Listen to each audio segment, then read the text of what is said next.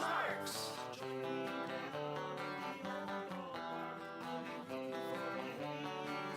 Hey, Larks!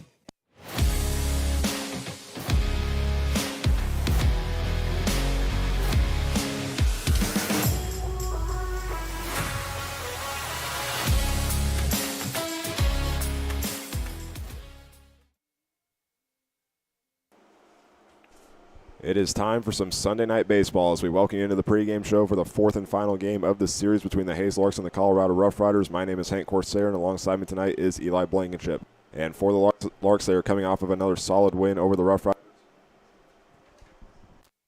which was their 9th run rule win of the season, scoring the first 4 runs of the game and holding on to that lead thanks to the pitching and getting another solid win in the 7th inning, adding 4 more runs.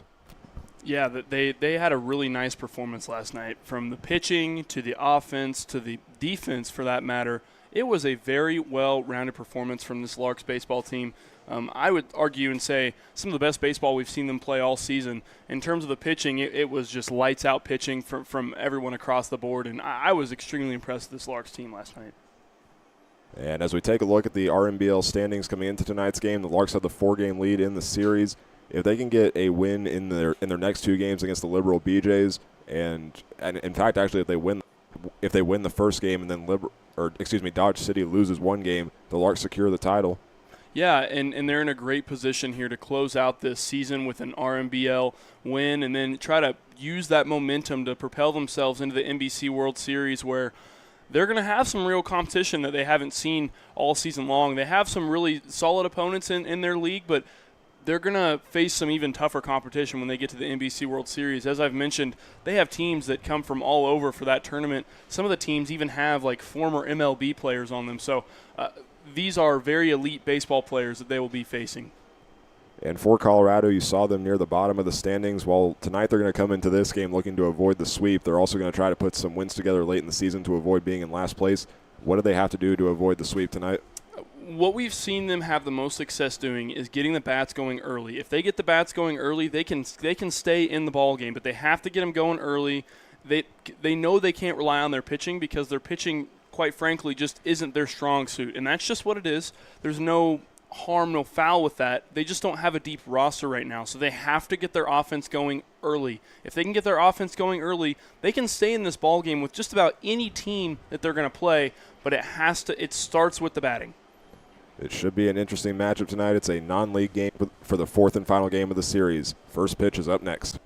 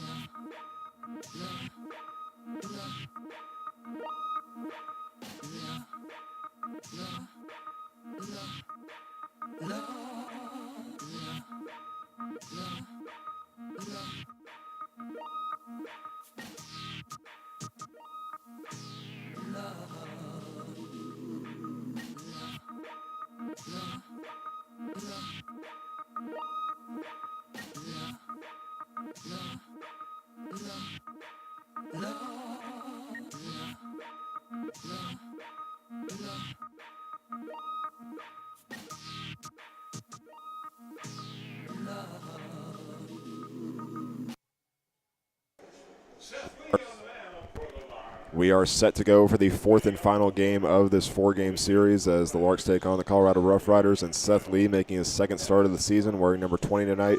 Was originally number 16, but changed it late in the later part of the season.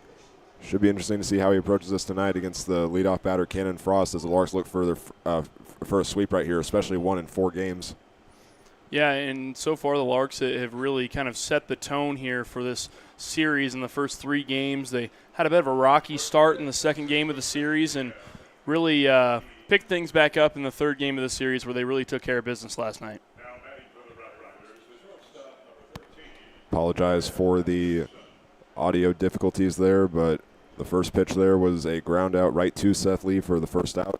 And now Brett Atkinson is up to bat.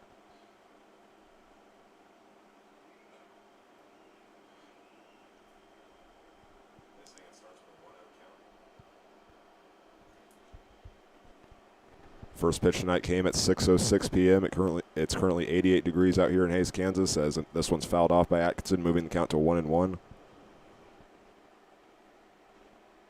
Sunny out with 4-mile-per-hour winds, but the humidity is making it feel like 92 degrees.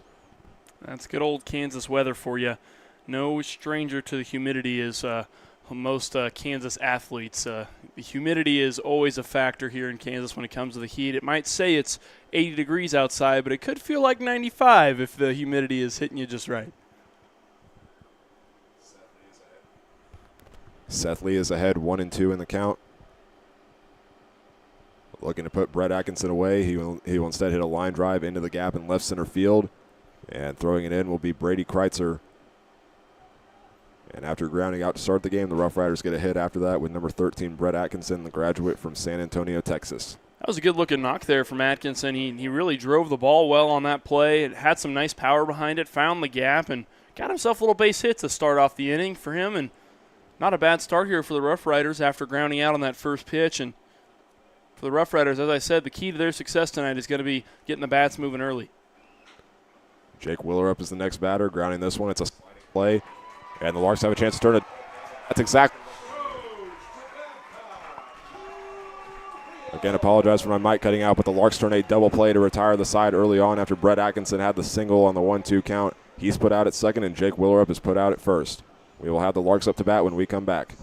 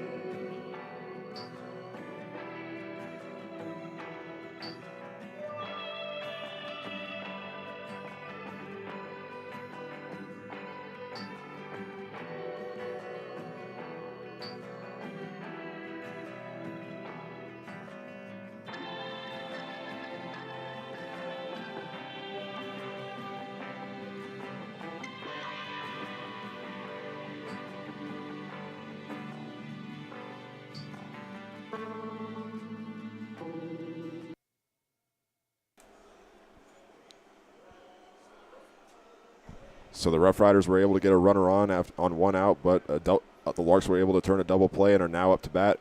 Tabor Stokes comes up to the plate, facing off against the starting pitcher for the Roughriders, the freshman from Arvada, Colorado, Wyatt Morwood, who is familiar with playing baseball in this part of the country. He just wrapped up his this season as a redshirt at Washburn and was a 2025 MIAA Academic Honor Roll selection. So we'll see how he does right here. This is his third start of the season and fourth appearance on the mound as he faces Tabor Stokes. This will be popped up in foul territory. The first baseman Stevens tracks it down, and he's got the first catch of the game for the first out.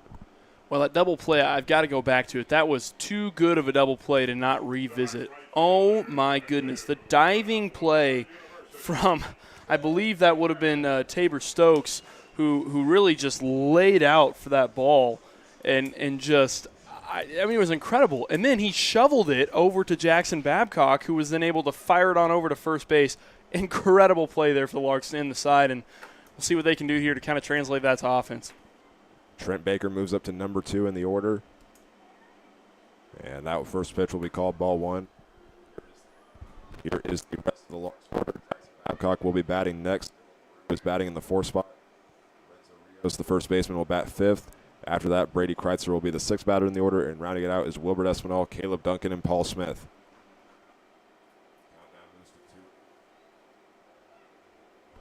The count now moves to 2-0.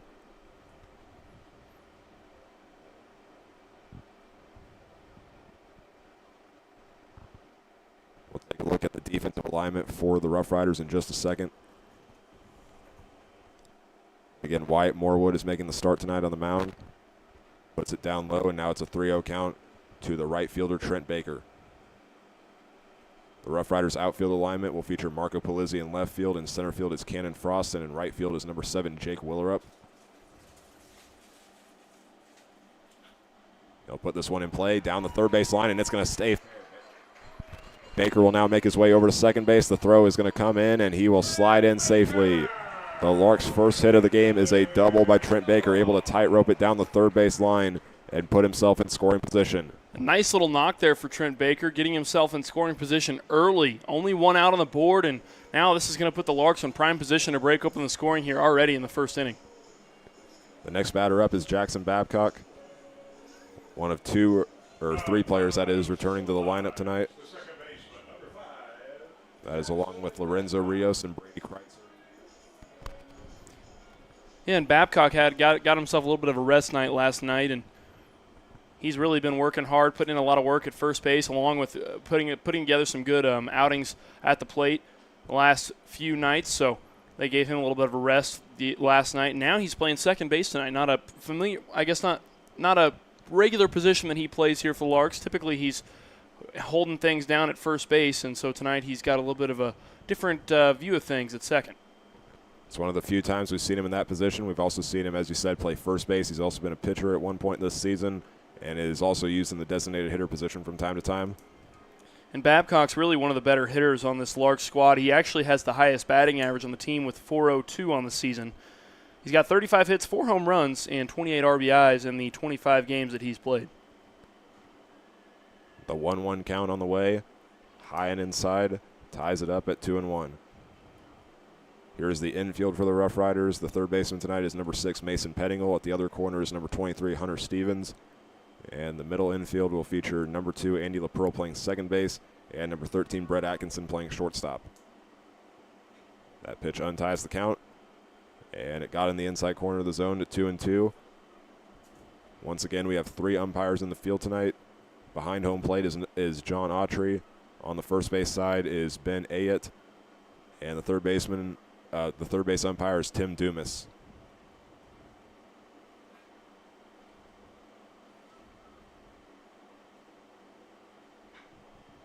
This one is a fly ball into left field. Polizzi runs up from the wall and will make the catch for out number 2.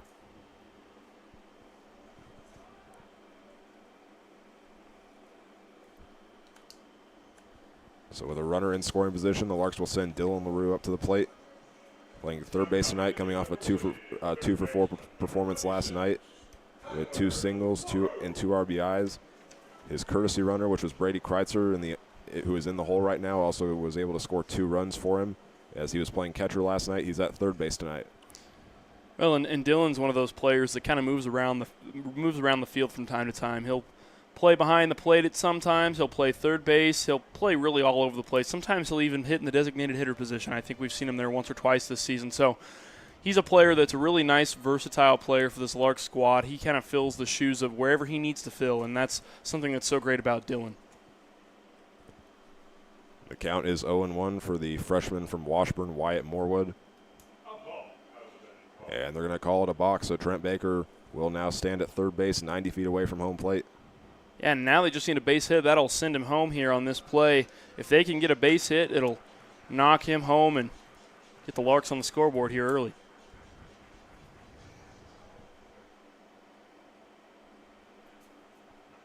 Morwood delivers the pitch. High and inside for the first ball to Dylan LaRue. Lorenzo Rios is on deck, and Brady Kreitzer is in the hole. It's the middle part of this Larks order that has some new faces tonight, as we saw in Jackson Babcock already, as well as Lorenzo Rios and Brady Kreitzer, who will be up next. LaRue lets a ball go by, ties the count up at 2-1.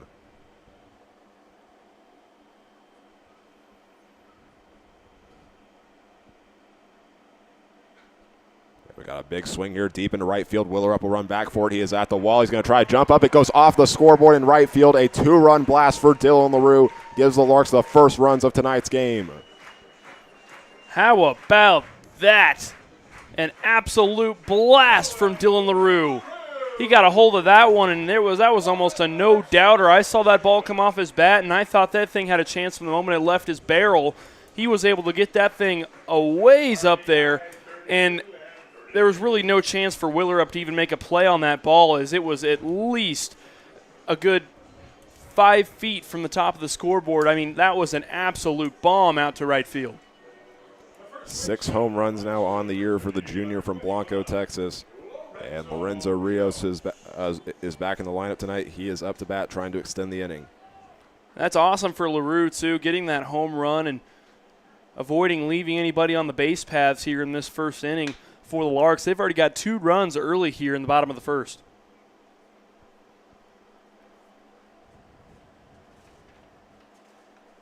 The count is 1-0 to Rios. Half-hearted swing. They're going to say that he did not go around, so he will get ahead. Rios, the junior from Yorkville, Illinois. Playing in his 23rd game with the Larks with a .275 batting average on the season. He will pop this one out of play for the first strike of the at-bat. And that one takes a bounce off the roof in the fan picnic pavilion.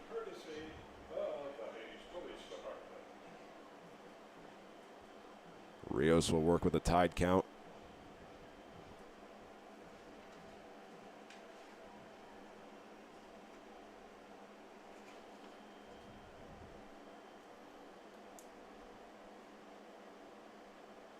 Pitch on the way. This one will be a line drive going into that left center gap. Frost will run back for it. It's going to take one bounce off the wall. And Rios will run in safely to second base. That was a good-looking knock there from Rios. Pulled it opposite field from where he normally hits the ball to, and was able to find the gap between Frost and Polizzi. And great knock from him. Can't ask for anything more. A double to keep this inning alive here. We'll see if they can get a little bit of a 2-out rally going here for the Larks. 3 hits to start the game, all of which have been extra base hits. You will see if Brady Kreitzer can keep the inning alive. Was not in the lineup last night, but he was the courtesy runner for Dylan LaRue, scoring 2 runs on 2 trips on the base path and finishing with 4 stolen bases on the night. And getting to talk to Brady about this experience for him, it's been really awesome to get to watch him play for this Larks team. He's grown up in the area and been able to play baseball for Fort Hays State. It was kind of an awesome experience for him to be able to do that, and as long as he did, and then getting to play for the Larks, it's been kind of a childhood dream from him, as he explained to me in the interview that we did a couple nights ago. So it's been really awesome to get to see him kind of rise to the occasion for this Larks team. This one rolls away from the catcher, Gahan, sends Rios over to third base. And I'll add on to what you're saying, like, it is pretty cool to see him for being around Hayes his entire life with baseball, playing at TMP, and then finishing these last 4 years of his career at Fort Hays. I mean, you see, I can say from my experience, there's kids that come to this game, they see the Larks players and kind of picture themselves in that position. And like I said, I was in that position as well. But once I got to around 5th grade, I realized baseball was not my talent. So I fit the stereotype of broadcasters are not athletes. So that's why we do what we do. And he drills this one into left field, but it's going to go foul over the Larks bullpen. And that one, I believe, will land out of the ballpark. He had so much power on it. That was a bomb. That ball didn't even stop coming down before it got over the fence. That ball hadn't even started to drop. That was a huge hit from Brady Kreitzer. Some serious power behind that swing. 2-2 on the way from the Washburn-Ichabod. It's a swing and a miss on a drop third strike. Kreitzer will run down to first base. And there is out number 3 on the throw down to Stevens. But the Larks have the first lead of the night. Trent Baker had a double on a 3-0 count. Then 2 at-bats later, Dylan LaRue comes up to the plate and hits a 2-run home run off the scoreboard in right field to give the Larks the lead. The Roughriders went 3 up, 3 down in the first inning, so they will have the middle third of their order when we come back.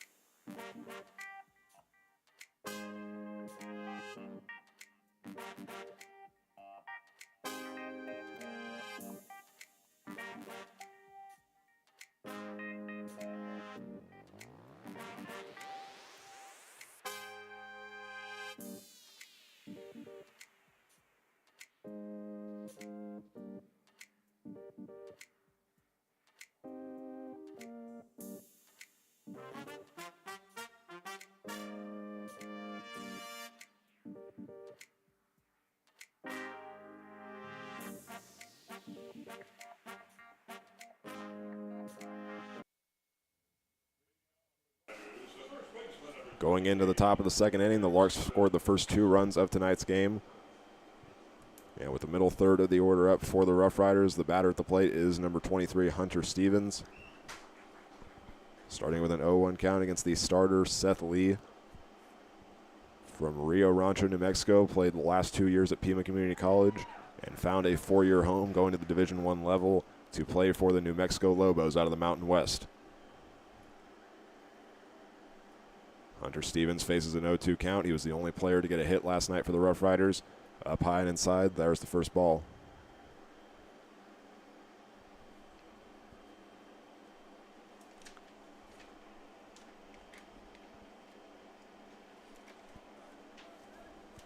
That one fouled back, shakes the camera a little bit, but it'll stay in place. I'd like to give a shout out to Hank there for just a moment. He was able to tighten up our camera mount, so hopefully we shouldn't have as many issues as we did last night. This one will go high into the air into right field. Baker will run back for it. He's going to stop right in front of the wall, but it will stay in the field of play. He puts his glove up, and he's got the first out of the inning. That's kind of a heartbreaker there if you're a Roughriders fan. That one looked like that really had a chance to make it all the way, and the only reason I didn't see it having a chance was because of where Baker stopped. He didn't look like he had given up on the play, and he also kind of just stood right at the very outer edge of the warning track. It looked like it had a little bit more space before it was going to clear the wall, and it certainly had the height, just not the distance.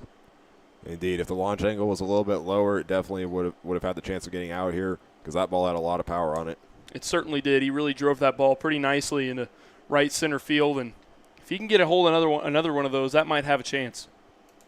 It's 1-0 to the next batter up, Mason Pettingill, half-hearted swing. They will say that he went around for the first strike. kind of a new addition to the Roughriders team. They had a pitcher that started the season wearing number 6, but he has not made an appearance for a while. That was Peter Nickerson, and now Mason Pettingill is the new member of this team, the freshman from Regis, who's originally from Dana Point, California.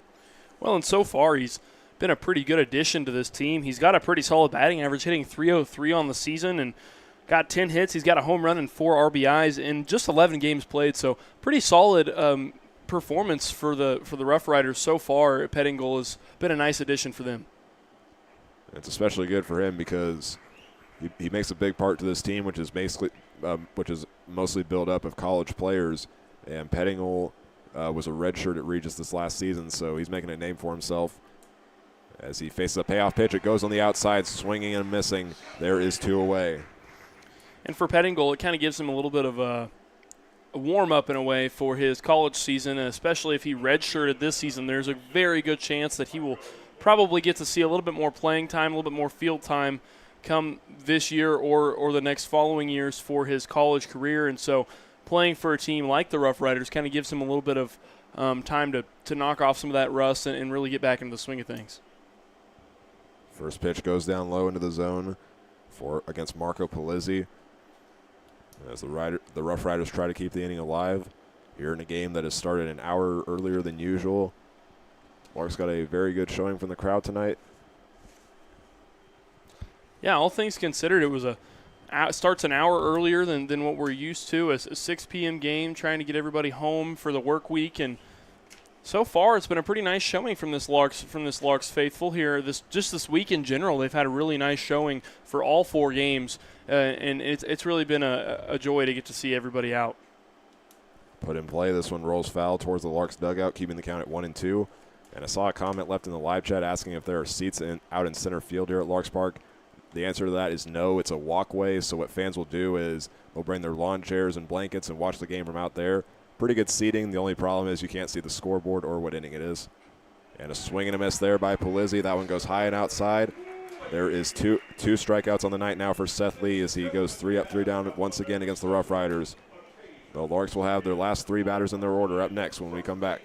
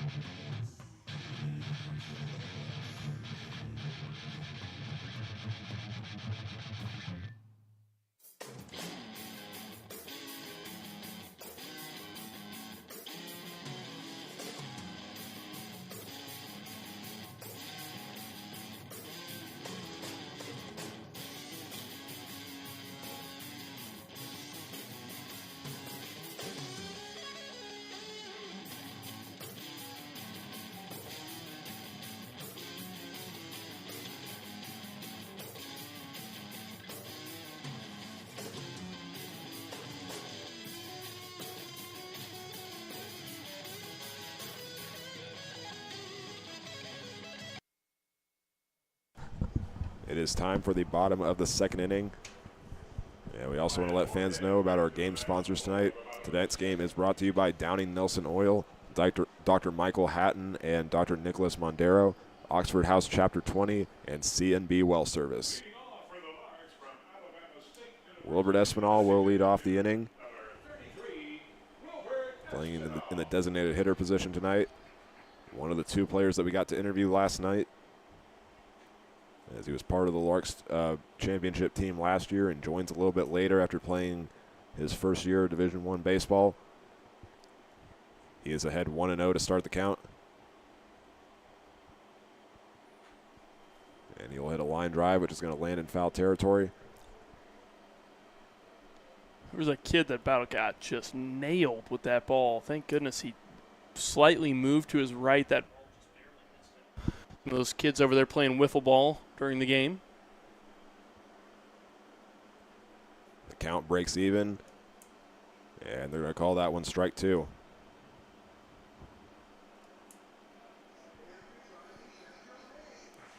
Those kids playing wiffle ball over there kind of reminds me of your comment earlier when you made about it being kind of a dream for some of these kids to be able to represent their city and be able to play for the Larks one day. And Brady Kreitzer kind of living that childhood dream, as he said. And it's always so cool to get to see some of these players get to do that.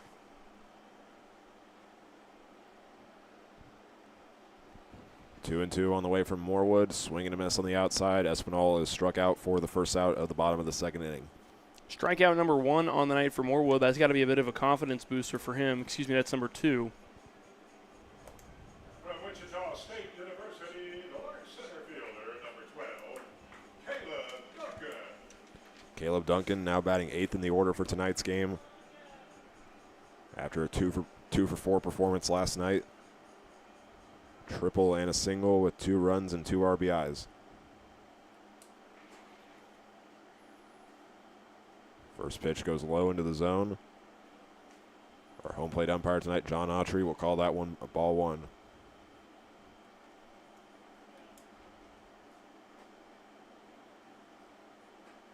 Swing and a miss there by Duncan for the first strike of the at-bat.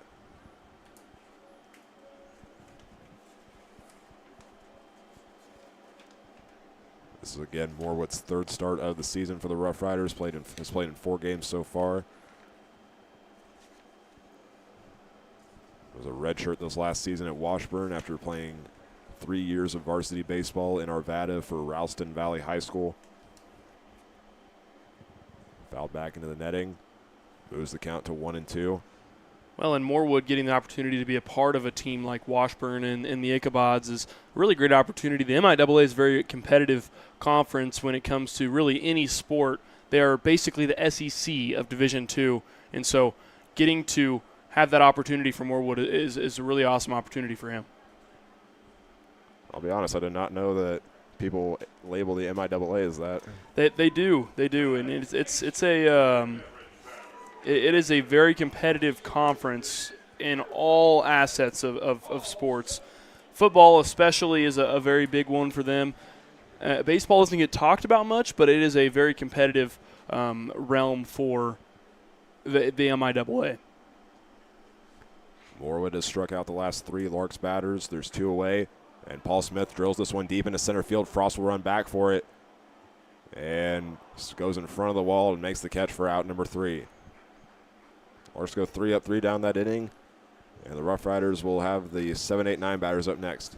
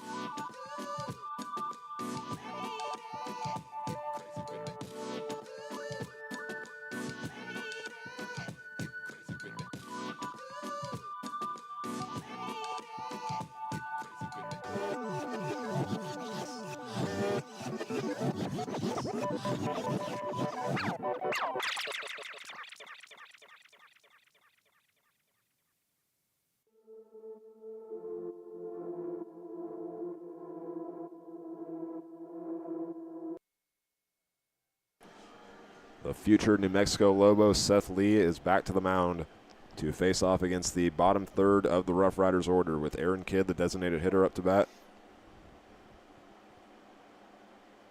First pitch goes outside and catches just that part of the zone. It's 0-1. Matt Gahan is in the on-deck circle, and Andy LaPearl, the final batter in the order, is in the hole.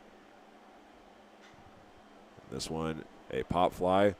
Trying to chase it down is LaRue. Stokes will run back for it as well, and he's the one that's going to call for it, make the catch in foul territory, and there is one away. So far, defensively, the Larks have looked pretty nice, and even balls that are going to go out of play, they've been able to convert into outs, and it's been good so far for the Larks. They've been able to uphold their defensive prowess that they've been able to do the last couple nights.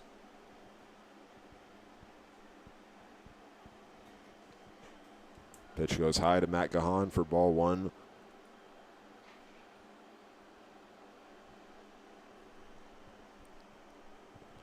He returns to the lineup after pitching the final inning of last night's game where the Larks had a home run to get the run rule victory, and now a drive deep into right field. Trent Baker running back for it, just misses the catch as it landed in front of the wall at the 319 mark. He throws it into second, and it's a double for Matt Gahan. Man, that ball had some movement on it for sure. The ball really kind of sailed and it was almost like I'm not a golfer myself, but it was almost like a slice where it kind of had a fade to it.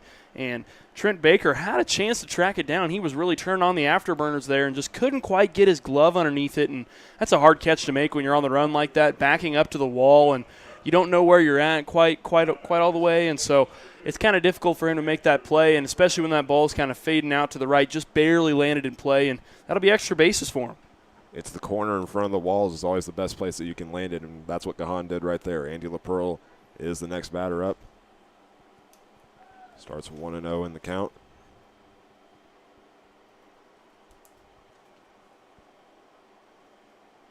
This is LaPearl's 20th game of the season, entering with a .250 batting average on the year. Seth Lee looking at the runner in scoring position. This one is put in play, fielded by Tabor Stokes. He will get out number 2, throwing it to second base where Lorenzo Rios is standing. There's 2 away as the Roughriders go back to the top of their order. They have a runner at third, which is Matt Gahan, and Cannon Frost is back up to bat. And sorry, go ahead. Well, I just wanted to say I'd like to take a moment to appreciate the Larks jerseys for tonight. They've got a little bit of a throwback vibe going, and I really enjoy the design they've got going on. I don't know, the color's it's very unique. It's got that oldie throwback vibe to it, and I really like the HL on their chest that they've got. It's really a different look for them, and I enjoy it. So we've seen them work quite a few times this year. Fouled out of play into the parking lot of doom. The count is 1-1 to Cannon Frost. And I'm realizing because of how quick that top of the first inning went, I was not able to read off the Larks defensive alignment, so I'll do that real fast. Brady Kreitzer is the left fielder tonight. Caleb Duncan is back in center field, and then Trent Baker is playing right field. Pitch on the way to the catcher, Paul Smith, and Lorenzo Rios will wave off Seth Lee and tag first base for the final out of the inning. With 1 out, the Roughriders were able to get a double from Matt Gahan. He is held up at third base. And now we go to the bottom of the third inning.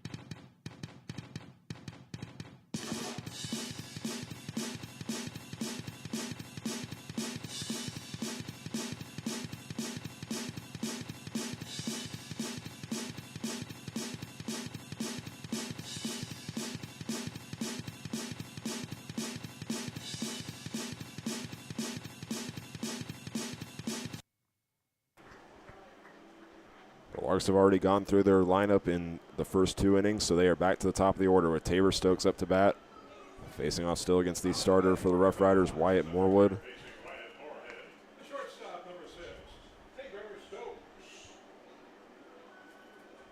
Stokes looking to get on base to start the inning. The count is 1-0. He was 2 for 4 with 2 base hits last night, as well as a run scored.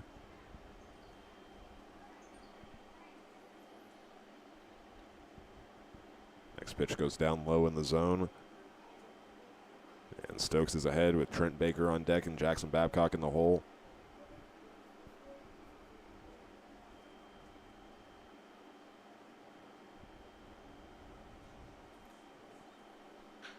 Next pitch will be put in play over to the shortstop, Atkinson. Throws it across the infield, and it went away from the bag, but in the positive direction towards home plate. So Stevens was able to tag Stokes, and there's one away.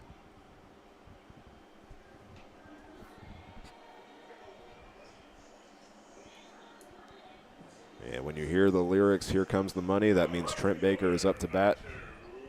The right fielder had a double in his first appearance, got moved to third for a balk, and was brought home by a Dylan LaRue 2-run home run.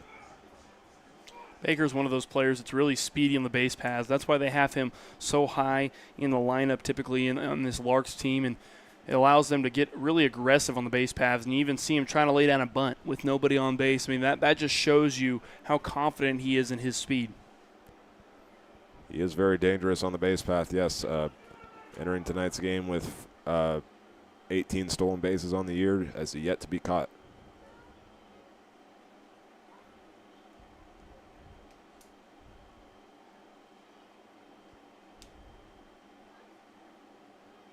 The catcher wants it down the middle. Baker will let it go by for ball 1.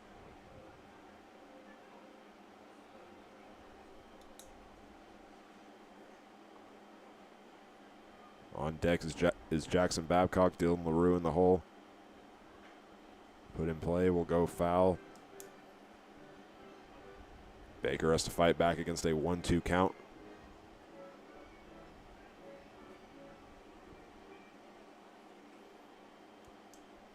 A hit right here would give him his 9th multi-hit game of the season. He'll let that one go by. And it just misses the zone. The count stands at 2-2.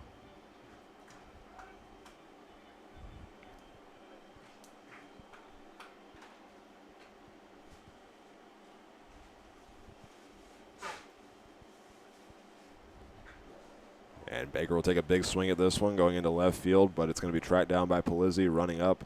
He makes the grab for the second out of the inning.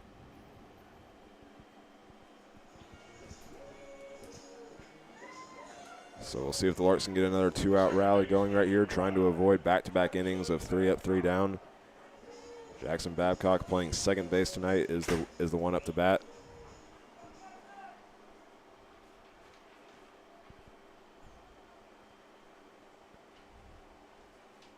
Right down the middle, it finds the zone for strike 1. Babcock has become the new leader for the Larks in average and on-base percentage with 402 and 561. That one left on the outside, but it's going to find the zone. Morwood is ahead 0-2, looking for his 4th strikeout of the night.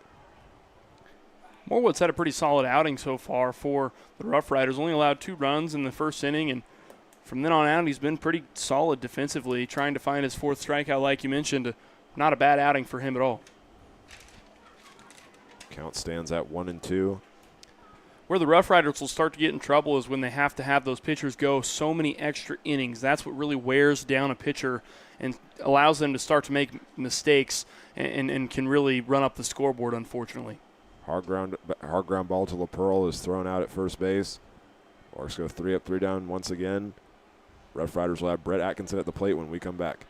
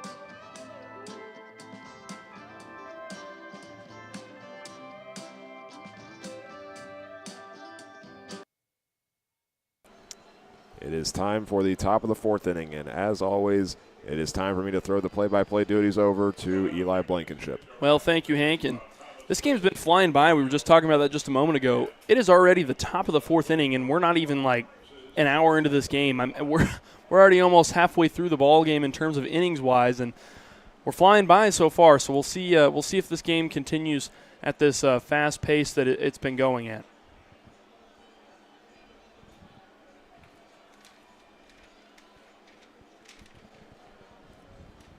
Leading off for the Roughriders will be the 2-hole hitter, Brett Atkinson, the shortstop. Larks from Lar University, number 17, Adrian. And there's been a pitching change for the Larks. It is Adrian Nahar, number 17, has taken the mound now, and Seth Lee will end his outing with 2 strikeouts on the night. That's what you want to do in these types of games. You got to get experience for some of these guys because non-league games don't have as big of an impact on your record if you were to lose. That first hit just blooped over the top of Dylan LaRue, who is playing third base tonight. And so Atkinson will reach first base on a base hit. Was able to just kind of float that one over LaRue. LaRue jumped up for that ball and couldn't quite get his glove on it. Almost got at the tip of his glove on that ball, and Atkinson was able to just squeak it past him. It's those types of plays that are always the hardest ones to track down. They're very hard to judge out of the air on a play like that, especially because the ball travels in such a strange way. That'll bring up the right fielder, Jake Willerup, the redshirt freshman outfielder, native of Gilbert, Arizona. The 1-0 pitch to him is in there for strike number 1.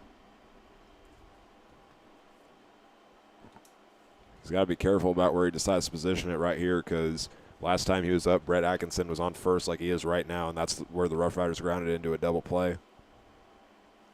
That was that incredible diving attempt there from Tabor Stokes, making that diving play, shoveling it over to Jackson Babcock, who was able to fire it over to Rios. And that was a highlight play for the Larks this season. I would argue that's one of the best defensive plays we've seen all season. That was an incredible attempt from the entire infield side of the baseball.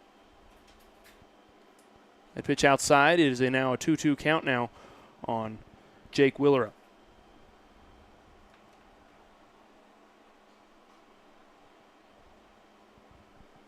Nahar will look over to first base. Now the 2-2 pitch.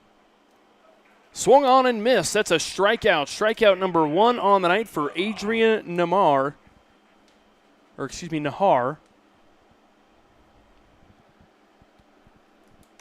One down, the first out of the inning with 1 runner on. Larks will still lead it 2-0 here in the top of the 4th inning. That'll bring up number 23, Hunter Stevens, the first baseman for the Roughriders this evening.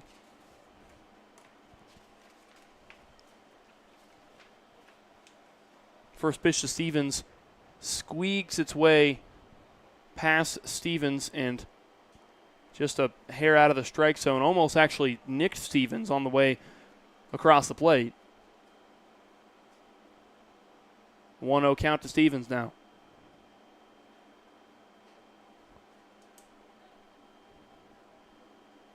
That pitch misses the inside corner. Now 2-0 count.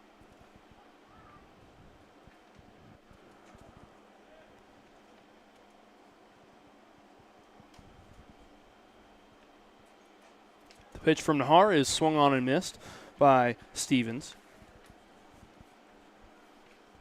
Now a tie count at 2-1. And you're seeing what he does best right here, just working it around the zone, trying to look for the right spot to limit how many hits his opponents get. The pitch from Nahar slides into the inside corner for strike 2.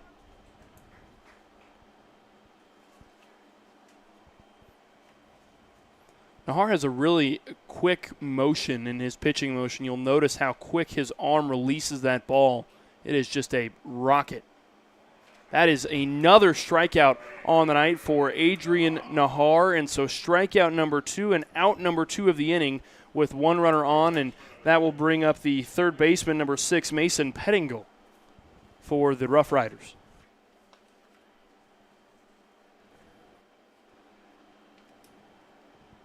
Nahar, a junior right-handed pitcher, going to Navarro Community College and native of DeSoto, Texas. That pitch blooped up to second baseman Jackson Babcock. He makes a throw over to Rios, and that will retire the side.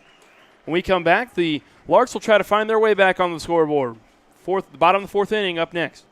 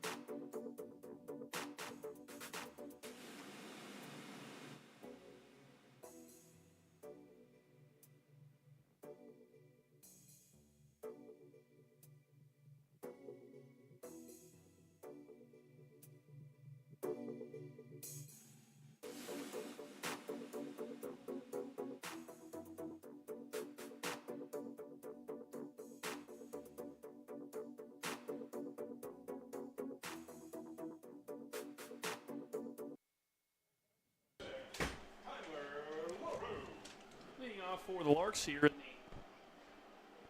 Sounds like my microphone's having the same issues that Hank's was just a moment ago. It'll be Dylan LaRue leading off for the Larks, and he will fly out to center field. That is Cannon Frost tracking that ball down.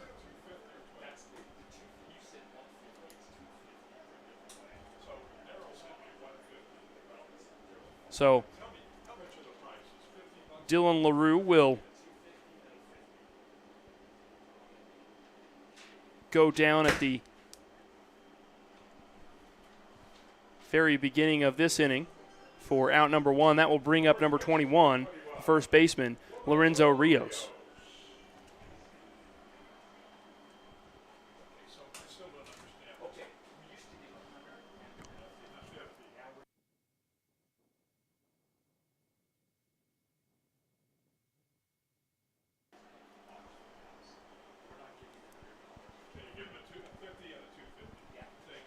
Rios will take the first pitch for strike one. Now an 0-1 count to him.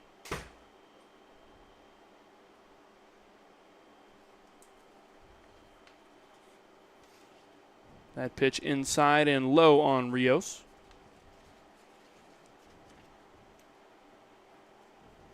The delivery from Morewood is low and inside once again. Now a tie count at 2-1.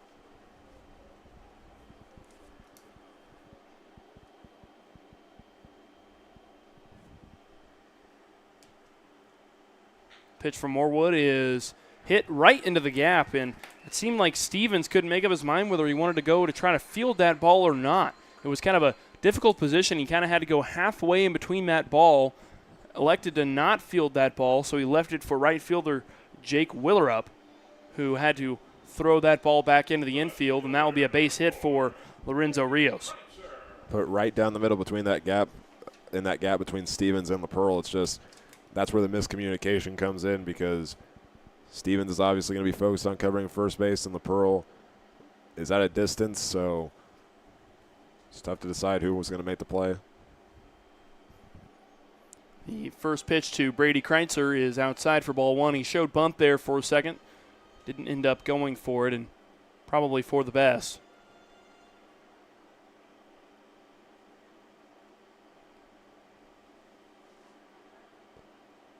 Rios will go. He will get there with plenty of time. That ball will be overthrown into the outfield, and Cannon Frost will have to be there to scoop that one up. A 2-0 count on Kreitzer. Now a runner on second with one out.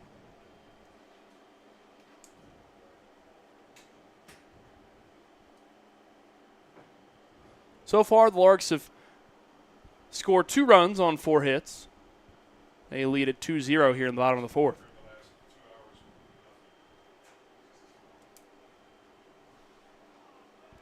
That pitch sneaks its way into the zone. It'll be a 2-1 count now.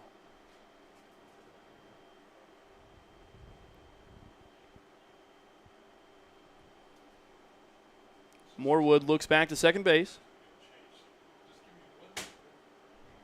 Now the pitch. That pitch in the dirt for ball 3. Now 3-1 count. Brady Kreitzer leading the charge in this count between him and Morwood.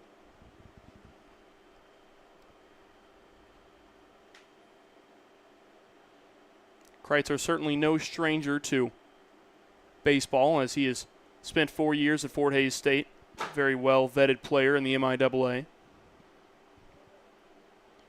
That pitch finds its way into the zone for strike 2, and now a full count looms between Morwood and Kreitzer.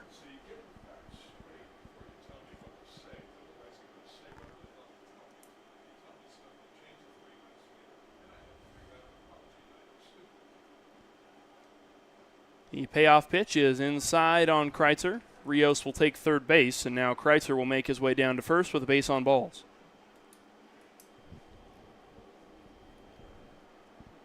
Good plate vision there by Kreitzer, and also a really good decision there by Rios to take third, because in that type of situation, you got the pitcher focused on getting that out at the plate, that he's not worried about the stolen base attempt, and that time Rios was able to take it and get it there. You're absolutely right in that situation, especially because Kreitzer's in the way of that throw. That's a really hard throw to make as a catcher. I played catcher back when I played baseball back at long time ago. Seems like it anyways. And that's such a hard throw to make when somebody's in the box like that, because you have to throw around the player if they don't get out of the box. And a lot of times they don't get out of the box. They're not required to get out of the box by any means, because that batter is entitled to the space in the box. And so for Rios, that was almost a free stolen base there for him, especially on the walk, because now Kreitzer has to take off his armband and all that kind of stuff. And the catcher's probably not even paying attention to Rios taking third base on that particular play, and Rios just kind of has a free lane and a free base for that matter. That'll bring up number 33, the designated hitter, Wilbert Espinal. Occasionally will make some appearances in the outfield. Kreitzer will take second, and now Rios will take home after a pass ball. Kreitzer's going to take third. A double stolen base for Brady Kreitzer. He'll take second and third, so some extra bases for the speedster, Brady Kreitzer. And the Larks now will take the lead 3-0 after scoring their first run here in the bottom of the fourth.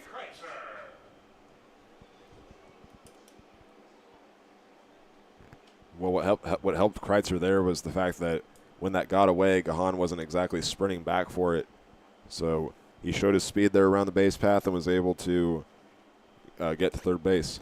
And I think Gahan was a little bit more worried about Rios, kind of forgot Kreitzer was even on first base, and Rios, he just thought, well, Rios is going to score. I have no chance of getting this ball. And now Kreitzer's going to have another opportunity to steal another base, and he's going to do just that. He'll slide right into home plate. 2 stolen bases.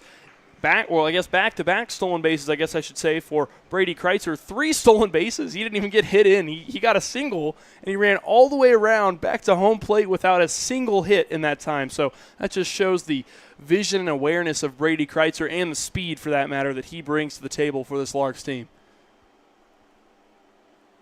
2-1 pitch to Espinal is fouled away down the first baseline. That'll be a 2-2 count now on Espinal.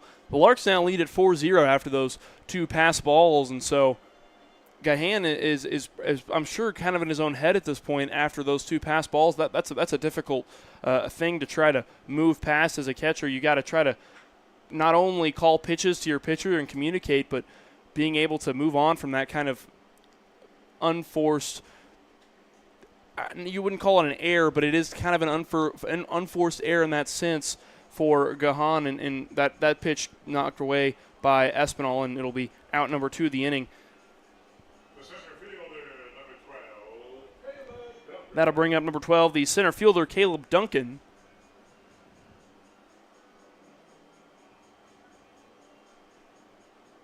Duncan, a newer addition to this Larks team. Primarily has stayed in center field for this team so far. The center fielder, one of the most important positions in the outfield.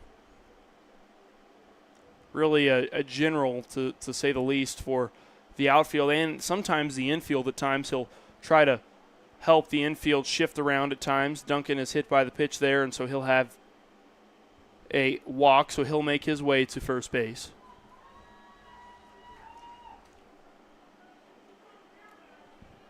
That'll bring up what was previously the 8th Street Liquor Beverage batter tonight, Paul Smith, the catcher.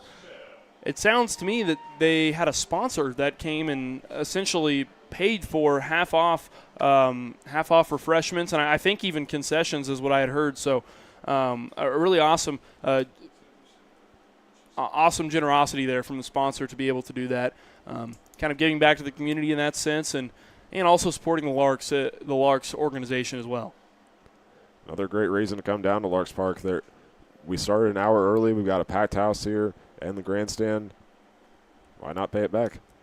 Cheap food, good food. I mean, there's no other way to put it. Larks Park arguably has some of the best food in town when it comes to affordable food for ballpark food, for that matter. And as a staff member, I get to have some of the food every once in a while, and it's always a good little pregame meal before I get on the mic. And we appreciate the Larks organization and everything that they do for not only the community but also for their staff. Yeah, you come in with your hands full just about every night.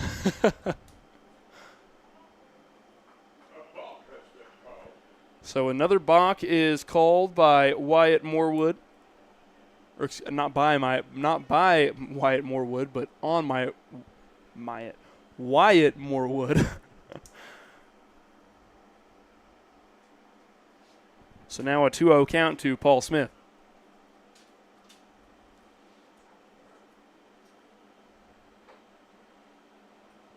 That pitch high and away. Now a 3-0 count to Paul Smith. Smith will twirl his bat once. Morwood will take a look back to second base. Now the pitch.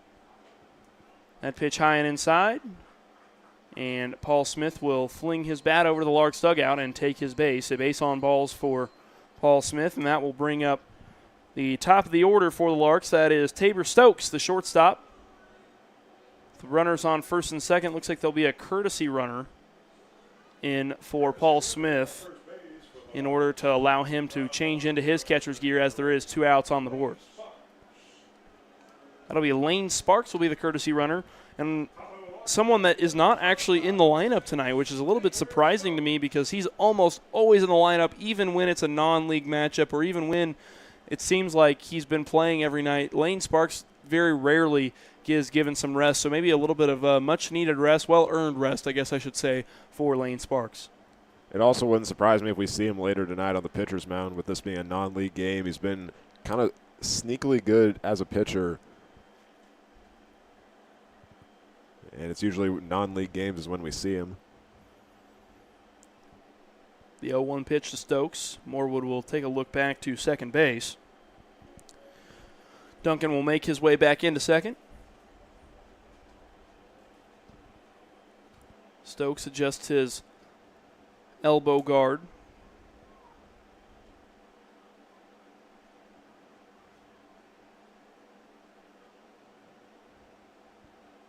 Now the pitch for Morwood. That pitch low and inside on Tabor Stokes. Duncan seems to be kind of playing a little bit of mind games there on Morwood back at second base. Kind of shimmying back and forth between second and taking a lead. Now 1-1 count on Stokes.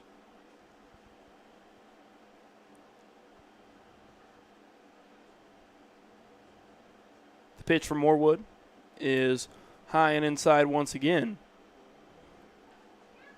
Count will be tied up at 2-1.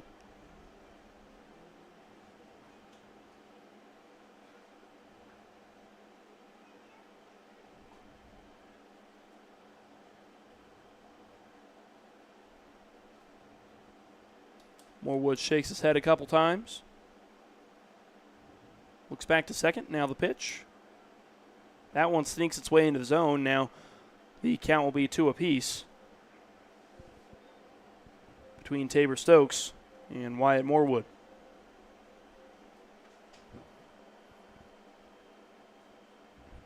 Two balls, 2 strikes, 2 outs here in the bottom of the 4th inning. The pitch from Morwood is hit to third baseman Pettingill, who was able to keep it in front of his body but couldn't get the ball in his glove, and the throw was not in time to first base, so that will load the bases up with Tabor Stokes on first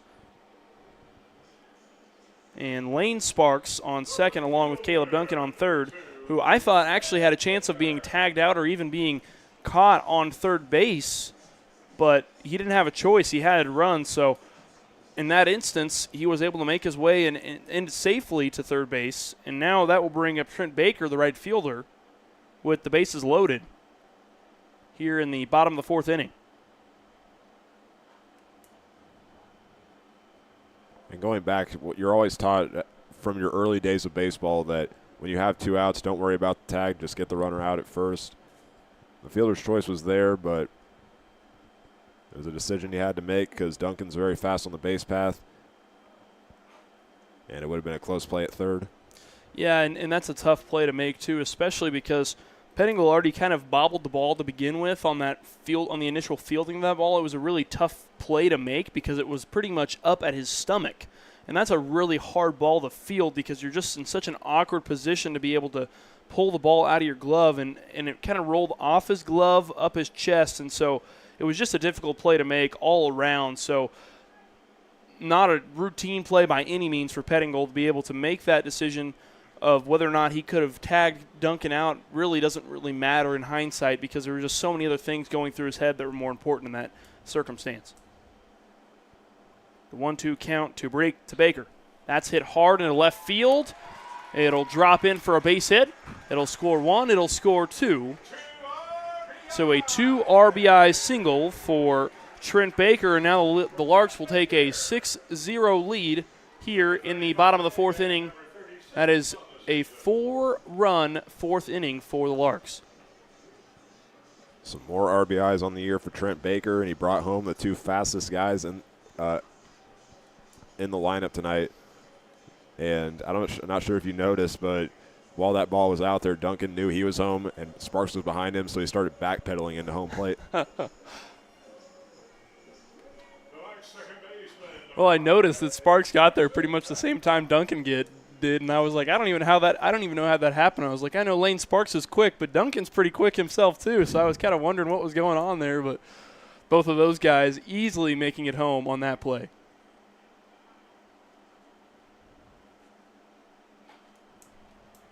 The first pitch to Jackson Babcock is high and outside for ball 1. Credit to Trent Baker on that count. He went down at 1-2 in that count and was able to battle his way back into that count and drop that one in for a base hit.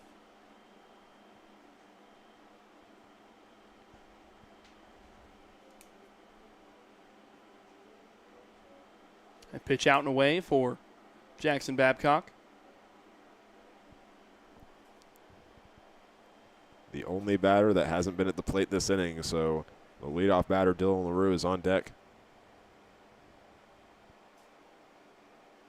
2-0 count to Babcock is hit straight to second baseman Andy LaPearl, and that will retire the side after a full-run 4th inning. The Larks lead at 6-0 when we come back, the top of the 5th.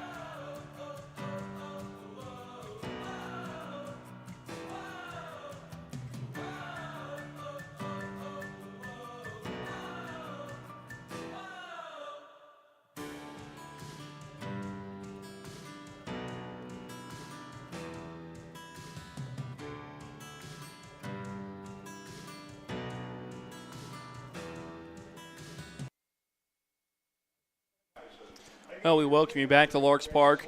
The Roughriders are trailing 6-0 here in the top of the 5th inning, and they're going to need to get something going here on offense if they want to continue to compete here against this Larks team and try to avoid the sweep and on the series. They lost the season series a couple nights ago, and tonight they're trying to avoid the series sweep here on the road. And it's been a bit of a grueling series for this Roughriders team. They had a really competitive game in that first game, and really have shown some moments of promise throughout the series, but have just struggled offensively for the majority of the series. And in tonight's game, they've already done the thing that they can't do, which is give up a lot of runs to the Larks here early on, because we know that the Roughriders can score a lot of runs as well, something they've done. They've gotten to double-digit runs in 9 games this season, but they also have a tendency to give up a lot of runs as well, so that's something that they couldn't do. And now they have to fight back in a tough situation. They're going to have to battle back, and this is where some of that grit comes in. This is where you can really tell the kind of character that a player is how well they fight back in a situation like this. That pitch swung on and missed by left fielder Marco Polizzi. Count is 2-2 on the left fielder. Nahar pitching out of the full windup. That pitch can't sneak into the outside corner.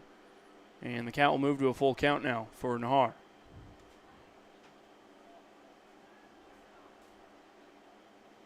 Nahar sets his feet on the rubber. Now turning his foot. Kicks and deals. That pitch fouled away into the Larks dugout. And dodging a Lark player or two in the dugout.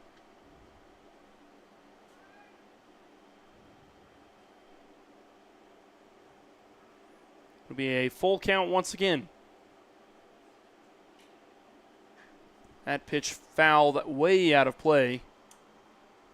Way past the Roughriders bullpen.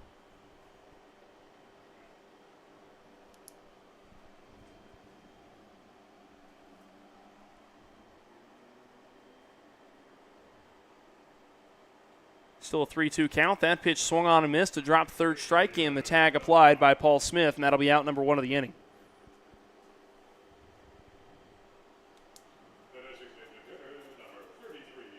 Showed a lot of fight there, but Nahar was just able to put it low into the zone, and it's always in that zone where it's tough to read, so he just decided to take a swing on it.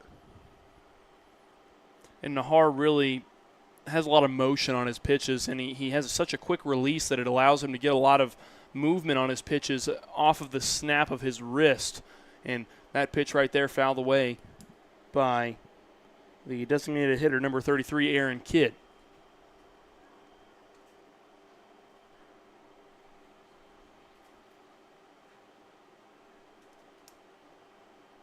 You'll just see in his windup even how much power he tries to generate pushing off that rubber, and he almost uses his arm as kind of a slingshot in a way. He fires it around on his wrist and elbow. He kind of snaps his elbow a little bit, and that allows him to generate so much power, and there it is right there, another strikeout for Adrian Nahar, and that is out number 2 of the inning.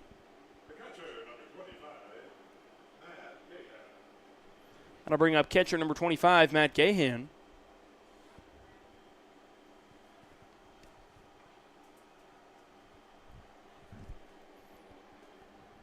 The 8-hole hitter for this Roughriders team. First pitch from Nahar is swung on and missed. An 0-1 count to the catcher.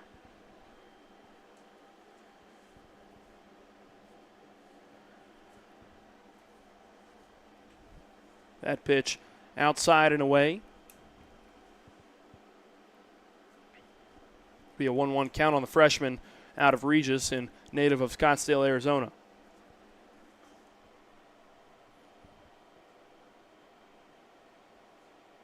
Now the 1-1 pitch. That pitch swung right up the gut. There to field it is Tabor Stokes, and he is there to make the play as he fires it over to Rios. That'll be a 3-up, 3-down inning here in the top of the 5th. When we come back, it'll be the Larks' turn to get their chance to bat.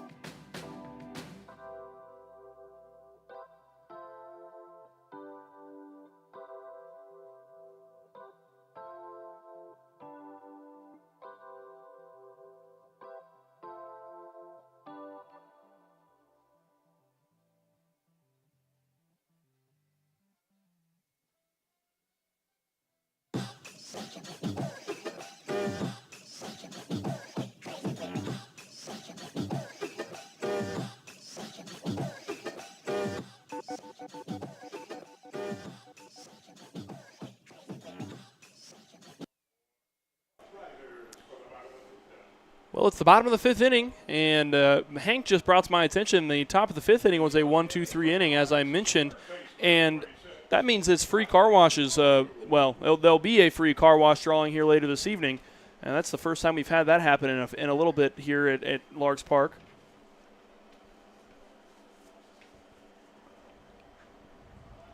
That first pitch from Dylan LaRue swung on and foul into the Roughriders bullpen.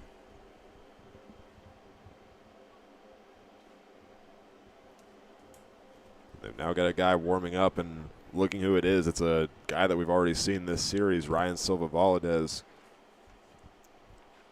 who pitched in the first game of the series after Cannon Frost did for the first 6 innings of that game. Yeah, Cannon Frost really put together a nice outing for the Roughriders in that first game.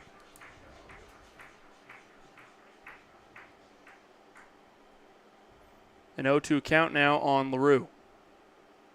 The pitch is outside for ball number 1. A 1-2 count now on Dylan LaRue.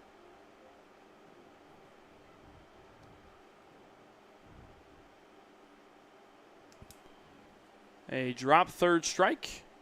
The catcher, Gahan, will move his way around the base path and make the throw for the first out of the inning.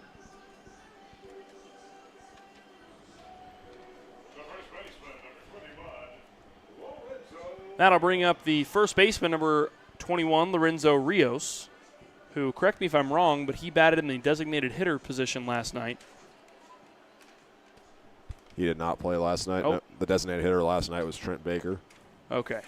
Maybe it was a couple nights ago. Yeah, it was a couple nights ago where he batted in that designated hitter spot. Was that game 2? Yes, that was the game that I called where he was hitting in that designated hitter position. So this is his return to the lineup. 1-0 count on Rios. That pitch high and outside for ball 2.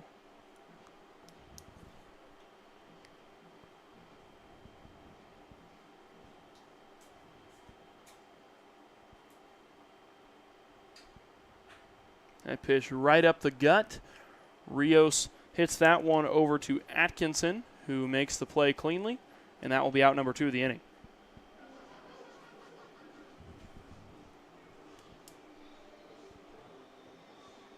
And I can feel it coming in the air tonight. It is Brady Kreitzer, the left fielder, up to the plate now for the Hayes Larks. The Larks left fielder, number 4, And Kreitzer. I'll say that he is certainly a fan favorite among the home crowd here in Hayes, Kansas. He was one of the players that you interviewed after the game, and he was getting a pretty big applause from the fans after each of his questions, I'm pretty sure. He really was, and there was quite a few people screaming his name and whatnot, and it's always good to see the support that this Hayes community gives to this Larks team, and it gives me hope in the sense that the game of baseball isn't dying as much as people make it out to be. I think that especially small communities like Hayes, they have such a love for the game that it helps you realize that the game isn't dead. It's still very much alive. It just, you have to look for it in the right places. And here at Hayes, it's just a culture that's been established. I mean, you have Frank Leo, who's been here for over 40 years, along with his assistant, Keith Harper. Not just with Hayes Larks baseball. They've been associated with Hayes their entire life. They're former Larks players. They both went to Fort Hayes. They coached at Hayes High, and now with the Larks. And something that I keep forgetting to bring up, this was announced about a week ago, but Frank Leo is going to be a new induction into the Hayes High Athletic Hall of Fame. That's really neat, and that's a really great honor for Frank Leo. Well-deserved, to say the least. Someone who is a very notable figure in the Hayes community, someone who's been, as you said, very involved with this Larks organization for a very long time. 40, you said 41 years? 43, I believe is the exact number. I just said 40-plus because I wasn't 100% sure. I mean, that is incredible to be involved with this organization for that long. Kreitzer will go down swinging. It'll be a 3-up, 3-down inning here in the bottom of the fifth. When we come back, it'll be the Roughriders' turn to get the bats moving in the top of the sixth.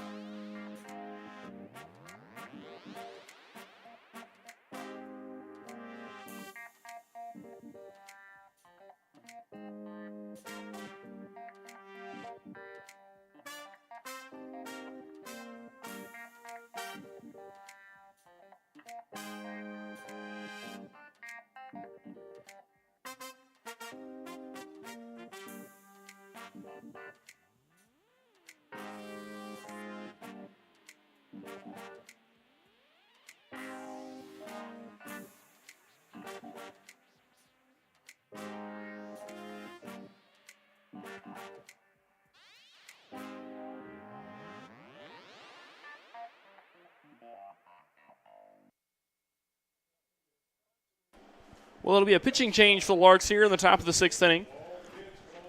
Adrian Nahar will end the night with 4 strikeouts in the few innings that he pitched, and that will bring in Ryan Hanks, the sophomore right-handed pitcher from Blinn Community College and native of Cypress, Texas.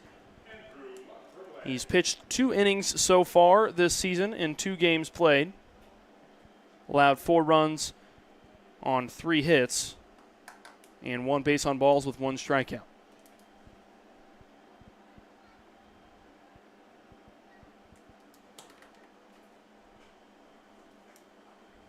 Hanks will start the count against the bottom of the order. Andy LaPearl will have a 2-0 count on Hanks to start the at-bat. That pitch swung on and foul down the third baseline.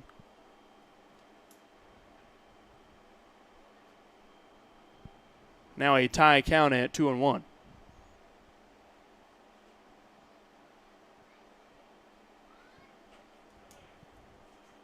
That pitch from Hanks a little bit too high for the umpire's liking and a little bit outside. And now a 3-1 count. That pitch hit hard into left field.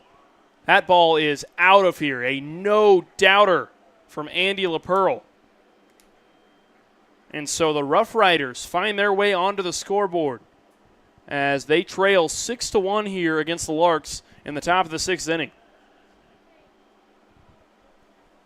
And there it is once again, the 9-hole spot for the Roughriders. For some reason, always able to, that position in the lineup is always able to read the pitching by the Larks, and you saw it right there. Yeah, that was an absolute bomb to left field. I mean, he just crushed that ball. The moment that ball came off his bat, I knew that ball was gone. That thing would not stop going upwards, and just the velocity that ball had coming off the bat. Lorenzo Rios makes the catch there on that pop-up. That will be out number 1 of the inning here in the top of the 6th. That'll bring up the 2-hole hitter, the shortstop number 13, Brett Atkinson, who against the Larks has actually been able to reach base a fair amount of times in this series. One player that has really been successful, I guess I should say, in terms of the offensive side of the ball for the Roughriders. The 1-0 pitch is grounded to Rios, who is there to make the play, and that will be 2 down here in the top of the 6th inning. And Atkinson, he's one of those players that has to be a leader for this team with the experience that he has as a graduate, the only graduate player that is on the roster, who's played in a lot of games as well, is only set out of 1. We have fresh count, a new batter here. It is Jake Willerup, the right fielder for the Roughriders. He'll take that first pitch for ball 1.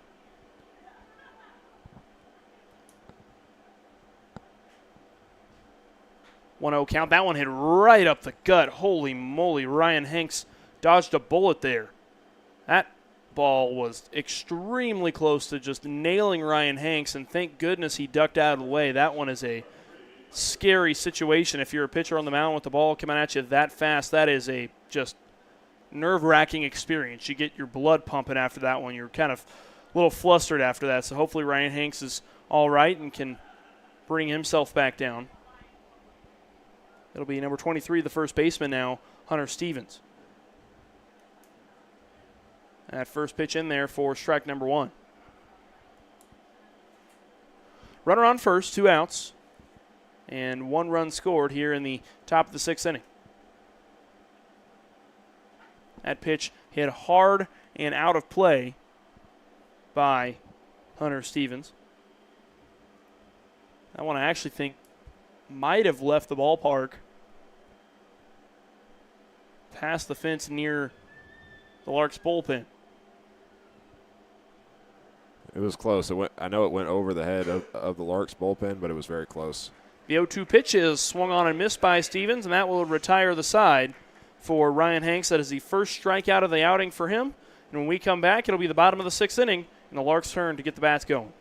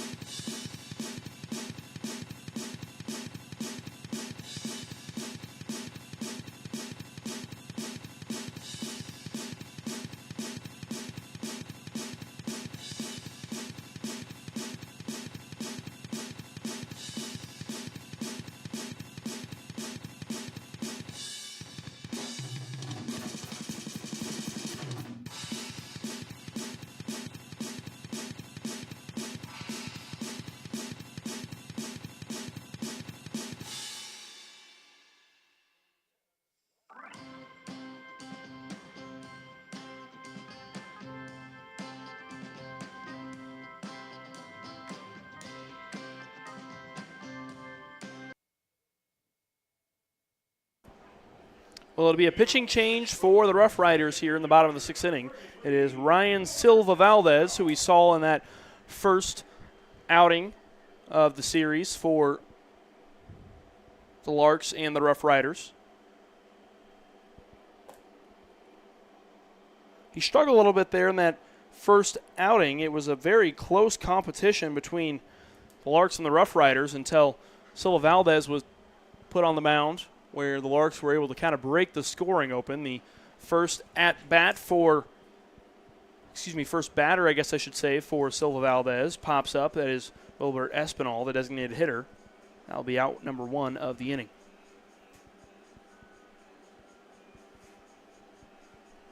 That'll bring up the center fielder, Caleb Duncan. And he needs help from his fielders tonight because he's played this series already, because they have a limited number of players. Probably still a little bit tired from that first game, so he's got to rely on his help from his fielders tonight. The first pitch to Duncan is high in the zone for ball 1. Now 1-0 count. That pitch down and away. 2-0 count for Caleb Duncan now.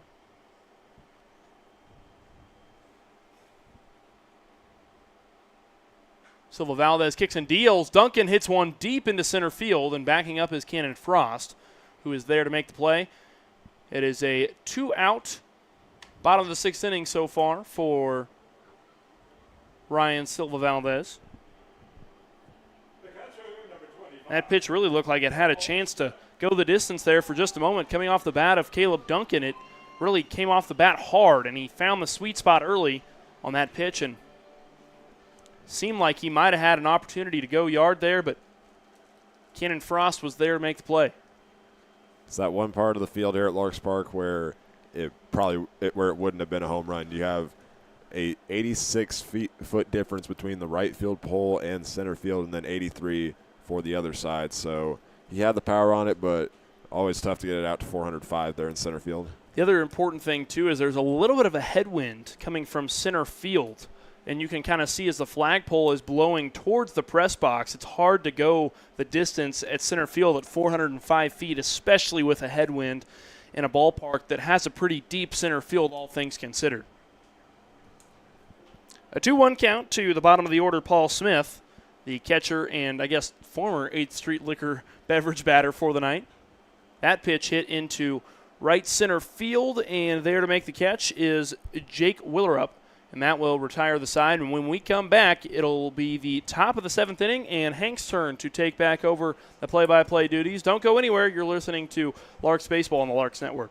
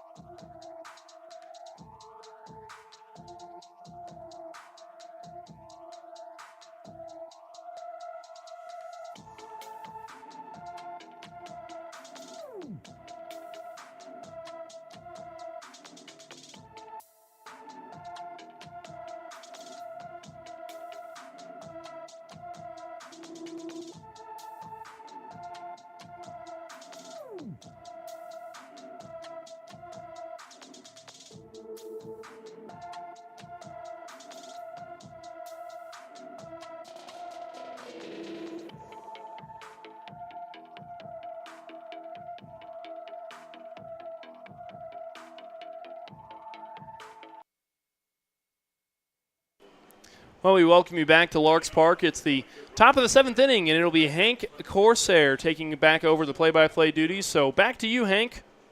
Thank you, Eli. It's time for the top of the 7th. Ryan Hanks is back to the mound in a game that's going by very fast once again. At the end of that last inning, we just passed the hour 30 mark of the game tonight.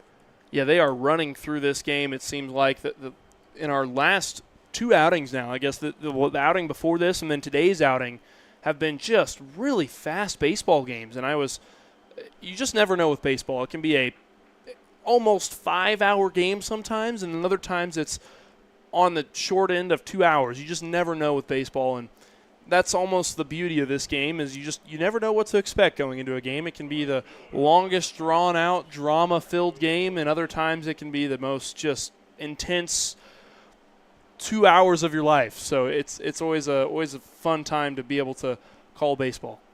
That last appearance there was a single by Mason Pettingill, and adding on to what you said, it's because the Larks have scored all their runs in bunches. The Roughriders have had some quick innings. They did score their first run in the prior inning, but for the Larks, they've scored all their runs in bunches. They had 2 in the first and then 4 in the fourth. That one will be fouled out of play as the count is 1-0.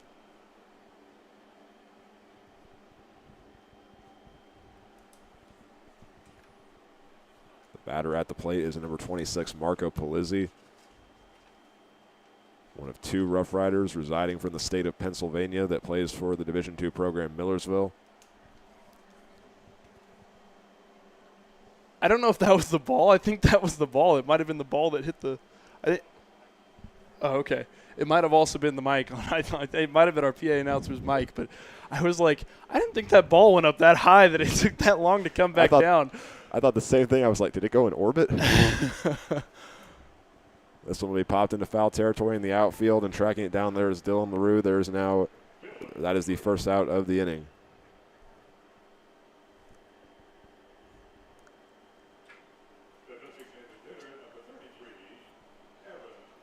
That brings up the 7th batter in the order for the Rough Riders, the designated hitter Aaron Kidd.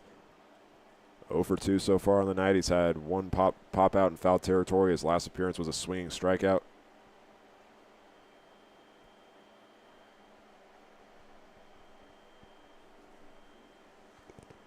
First pitch will be fouled back, starting the count at 0-1.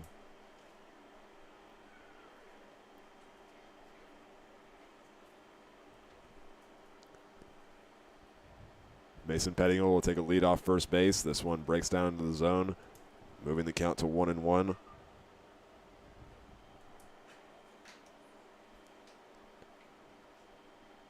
Aaron Kidd, a redshirt sophomore for the Rough Riders from Regis.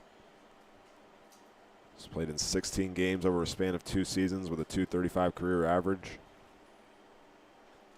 Kidd's kind of a versatile player for this Rough Rider squad as well. He's really played all over the field in these last 3 games that he's played in, and he's been moving wherever they really need him to play. And that is the beauty of a player like Aaron Kidd, is you can just put him in wherever and he's ready to go.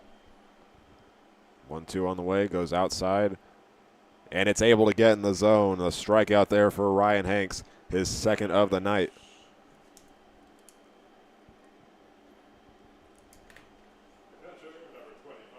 It's always so unpredictable with our home plate umpire, John Autry. Kind of a little bit of a delayed reaction with the hand signals, so wasn't sure if that one just missed the zone or just got in on the outside. I've noticed that with him sometimes. He's a little bit of a delayed reaction. That's not a bad thing. It gives him a little bit of time to think about the call. Sometimes, as someone who's umpired myself, it is difficult sometimes to make that call right as you see the ball. You got to give yourself a little bit of time to let it process for a second at times, especially on those that are really close to the zone. This one is a deep hit into center field. Caleb Duncan running back for it. On the run, he goes to the wall and makes the catch for out number 3. Duncan had to sprint to the wall, reached over his shoulder, and makes the catch, leaving 1 runner stranded in the inning. And now it's time for the bottom of the 7th, where the Larks will be back to the top of their order.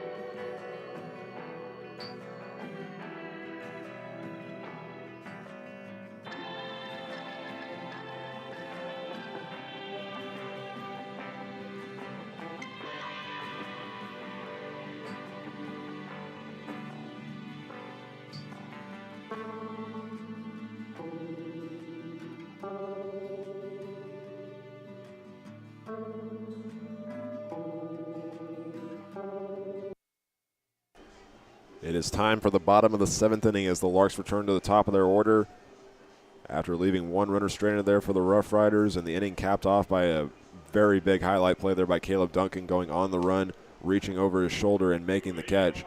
You see right there why he won the Gold Glove Award when he was back with Golden West Community College for the Orange Empire Conference, and why he was the top 10 outfielder in his home state of Arizona coming out of high school.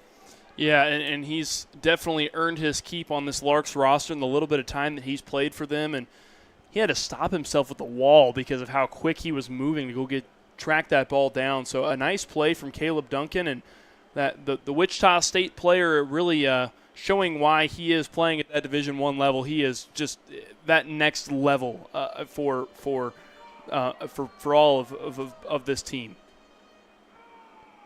It's a 1-1 count to begin the inning with Tabor Stokes as the leadoff batter. I've got to use Wichita as a segue here for just a moment. The NBC World Series, it's coming up. We want your guys' opinion. We want our viewers' opinion about this.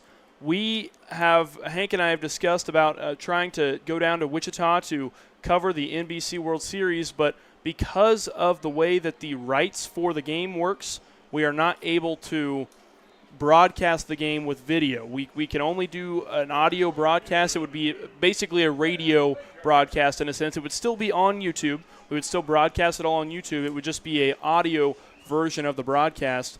And so we just wanted your guys' opinion. Would you guys tune in if we went to the NBC World Series and cover the Larks? Hank will have a poll put into the YouTube chat here shortly. And if you guys could vote on that poll, that would be greatly appreciated. That way we can kind of figure out whether or not it's worth our time to make the trip down to Wichita to watch the Larks take on the NBC World Series.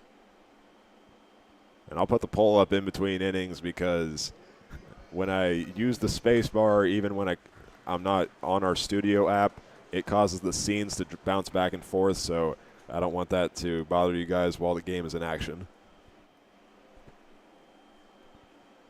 But it's a 1-2 count now for Trent Baker. There is one out as Tabor Stokes had a very big hit to left field, but Palizzi was able to get there in time.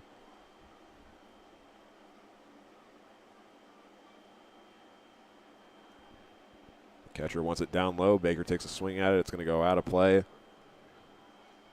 Keeps the count at 1-2. Baker 2 for 3 so far in the night, a double and a single. He's also had 2 RBIs. This time around, he's working with nobody on the base path. That one goes foul. Jumping out of the way there was the third base coach, Andy Luton.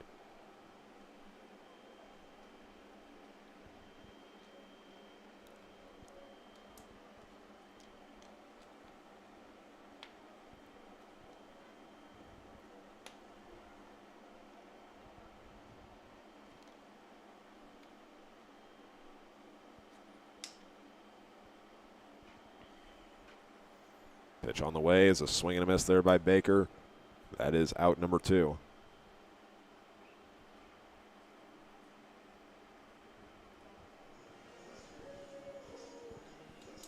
Babcock has been the final batter for 2 innings so far tonight. He's going to try to avoid that right here as there's 2 away.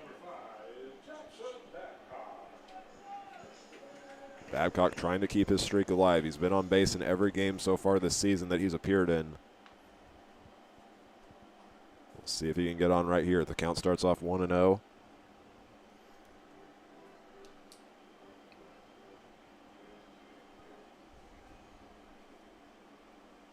And swinging and missing there by Babcock. There's now 1 strike in the count.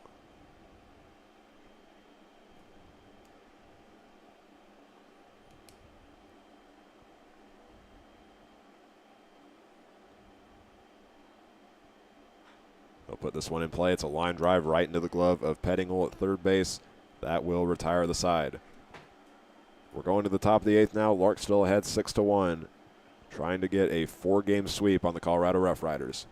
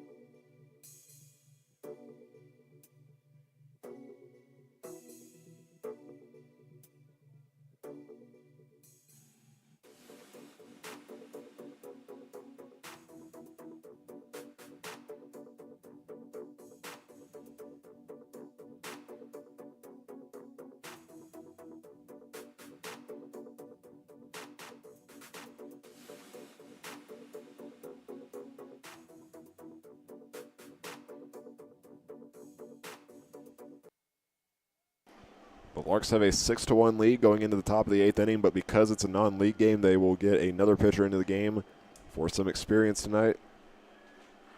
That new pitcher is Dylan Hill coming in for Ryan Hanks, two guys that are new to the Larks team. It's an 0-1 count to the 9-hole batter, Andy LaPearl, on the run. Dylan LaRue will field it, throw it down to first base. There is the first out.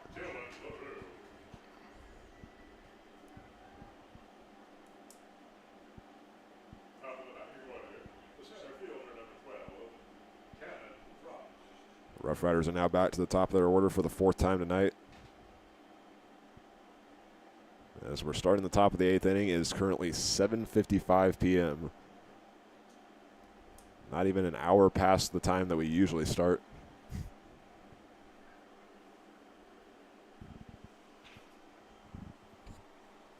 One-0 on the way from the new pitcher, Dylan Hill. This one hit over to Jackson Babcock. Spins around, throws it, and there is another out. I think he gets some style points for that one. I'm going to give Jackson Babcock a couple style points awarded on to his game total. I think we need to have like a new stat column for style points. Jackson Babcock's going to earn a couple for that one. Larks have an opportunity to get another 3-up, 3-down inning.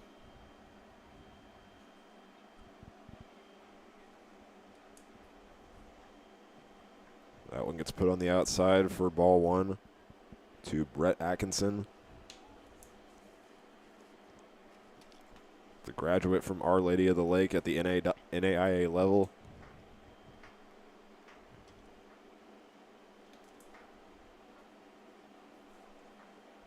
Now 2-0, facing off against the new pitcher, Dylan Hill, in his 2nd game with the Larks. Fouled away, tying the count up. Hill is a junior from Garland, Texas, that just finished this season playing for Texas A&M Corpus Christi, so another Larks player coming out of the Southland Conference.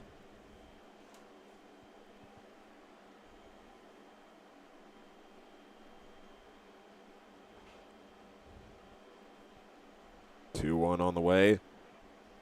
Got into the outside corner of the zone, and there's 2 strikes in the count. Larks are 1 away from retiring the side.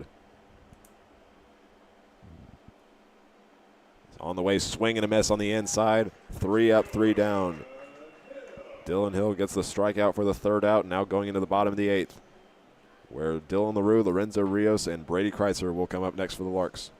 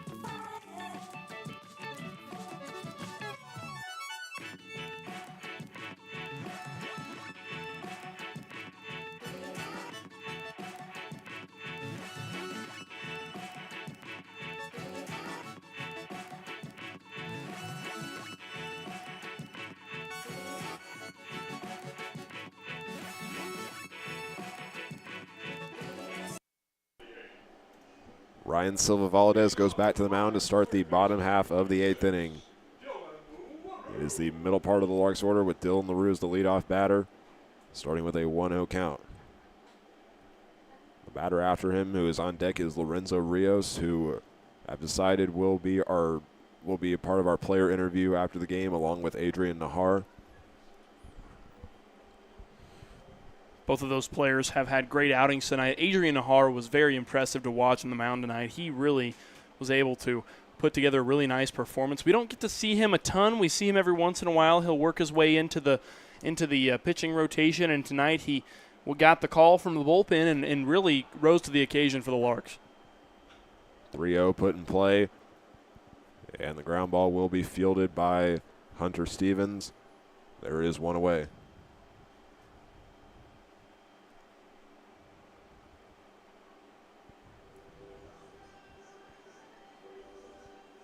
The first baseman, number 21, Lorenzo Rios. So Rios is up to bat, playing first base tonight. He is 2 for 3 with a double and a single, and also a run scored.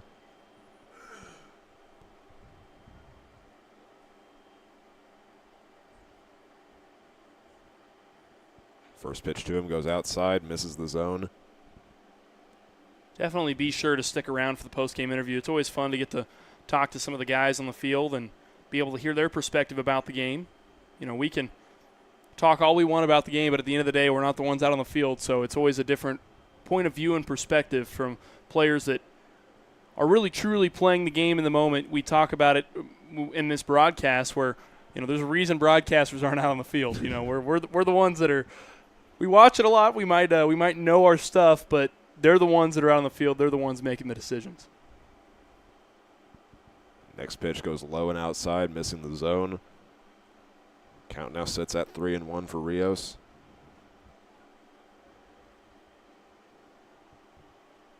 So far, I'm seeing all 100% in the yes column when asked if the fans want us to do an audio-only stream of the NBC World Series. So, guess we can expect to book hotels down in Wichita. Yeah, I'm a native of Wichita, so I will probably I'll just have to. Yeah. So I think you'll probably stay with the team, but myself I will be staying at my own casa with Buttercup, my dog, and of course my parents will be out of town for the first part of the NBC World Series. So, from what I've been told, the schedule for the NBC World Series will come out a week from today. Larks are one of 9 teams that already have their spot locked up. So we will let you guys know as soon as we find out who they will play for pool play. And on a full count, Rios threw his bat thinking he was going to get walked, but home plate umpire John Autry will call out number 2. it's a pretty quick call from Autry. It's not typically, as we've mentioned before, sometimes he kind of takes a second to make the call, and Rios was a little bit dumbfounded there in the batter's box. He was a little bit surprised that one was a strike. That one was really close. It was right on the edge of the zone there, and one way or another he's called out. As it is, the bottom of the 8th inning, all things considered, it probably won't be all that consequential in the grand scheme of the game, but this may be the last time we see the Larks at bat this ball game, as they have a 5-run lead here in the bottom of the 8th inning. 0-1 count. Kreitzer hits this one to center field. Frost tracks it down for out number 3. If the Larks can get 3 outs in the next inning, they will have a clean sweep in a 4-game series. We'll have the end of tonight's game for you when we come back.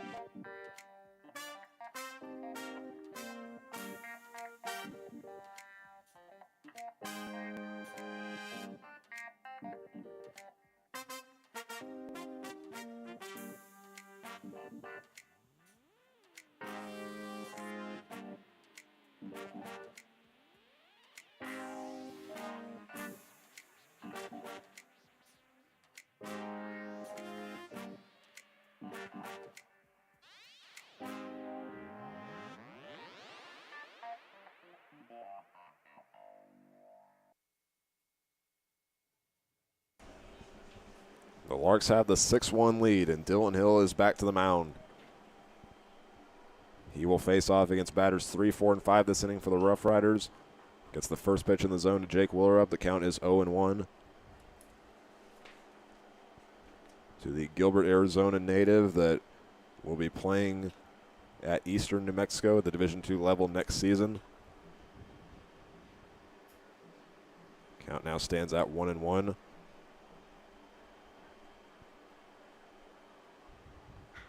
Put in play, it'll roll foul.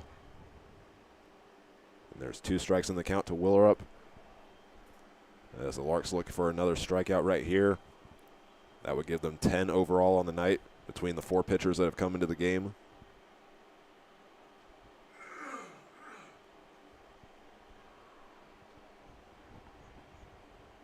Hill delivers. Hard ground ball, and running in front of Tabor Stokes is Dylan LaRue. Fields it, and there is one away. Really fired that one over to first base, and it helps that LaRue is a catcher, so he's no stranger to making hard throws and long throws for that matter. And that distance is the exact same distance from home plate to the second base. So that's a pretty routine throw for Dylan LaRue right there, making that throw, rocketing it on over there, and getting the first out of the inning. Hunter Stevens, who's 0 for 3 on the night, was the only player to get a hit in the game last night, is up to bat, puts it in play over to Jackson Babcock. He will field it and gets out number 2. 2 down, 1 to go for the Larks here in the top of 9. And so far they've really looked real nice tonight. Regardless of the offensive performance, they didn't rule them tonight, but you can't even be upset about it because defensively they've looked really nice, and offensively they really haven't. They've done a nice job. They haven't done anything that was just absurd, that was a miscue on their part. They've really had a good outing. So for the Larks, this could be a great way to cap off the series here if they can close this one out here. It's an 0-1 count to Mason Pettingle, trying to keep the game alive. He will hit a deep ball into center field. Caleb Duncan will run back for it. And he does. Nope, it goes out of his glove. I was about to say it looked like he made another over-the-shoulder catch. But that is a double for Mason Pettingle. Will be ruled as a hit because that was a tough play to make. But Duncan, again, showing his effort there. Almost was able to come up with the catch. Yeah, Duncan was pretty upset that he didn't make that play there. He was really close to making that catch. I mean, that was a pretty incredible snag. To even get the ball in his mitt, to even get that mitt to come down where the ball was coming out of the air was just an incredible effort. And, you know, you can't catch them all in that particular circumstance where that's a difficult play to make no matter who you are. You could be a gold glover, and that's going to be a difficult one to make. And for that matter, Caleb Duncan is a gold glover in his own respect. So that's a difficult one to catch. He won that award in his sophomore year at Golden West Community College. It was the Gold Glove Award for the Orange Empire Conference. Next pitch in the zone. There is 2 strikes to Marco Palizzi. It's down to the last strike for the Roughriders to avoid the sweep.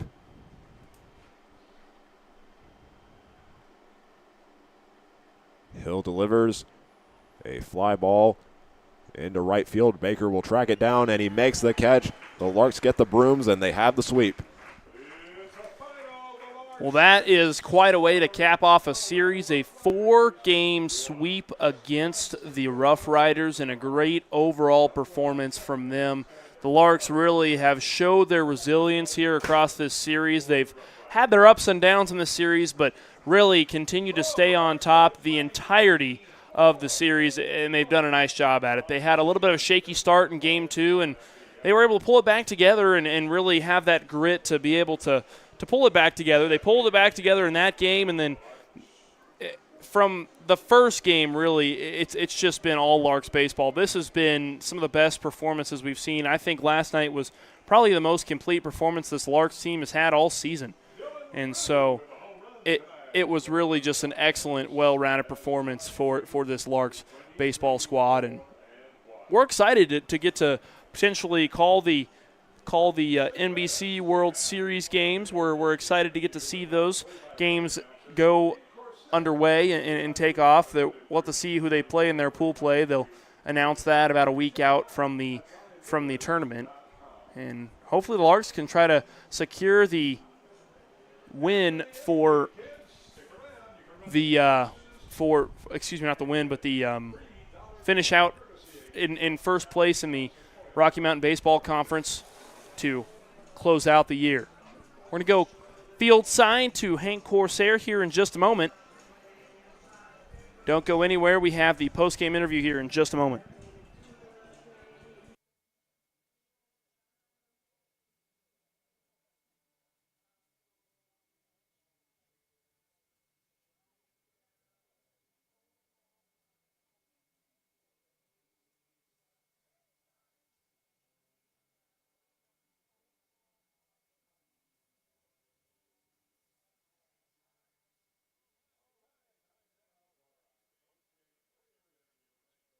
Sponsored by Lewis Automotive Group in Hayes.